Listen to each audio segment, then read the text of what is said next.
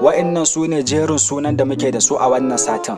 Don haka kowa ya shiru, za a fara shari'a. Ke bari in fara ta kanki. A lokacin da baki da lafiya kika je asibiti, me kika ce ma likitan?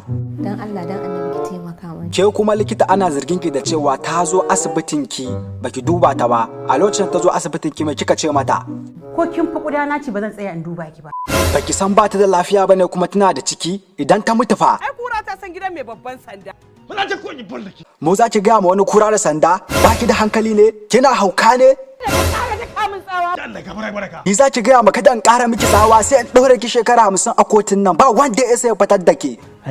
Wai tsaya ma tun farko laifin waye hana a duba ta? Laifin waye? Laifin wannan algunguman ne mai shawara da gushen guruba. Laifin ki ne ma kira kawai.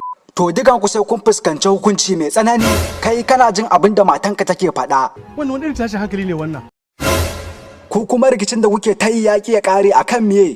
Za a zo a haddasa mun masifa tashin hankali a gida. Zan sa madaka kare su yi ma duka tsiya. Hey. Oba. A dakata. Oba. A dakata. Ya zaki dinga shiga A dakata ko tuna magana. Duk wanda ya ƙara magana, Alkur'an sai na ɗaure shi sama da shekara 10. Ke bari in fara gamawa da kes ɗinki, ana zargin ki da cewa kina shige-shigen gidan mutane. Na shiga din. Ke ga uwar shigin tsiya. Ai ko zaki fuskanci hukunci mai tsanani.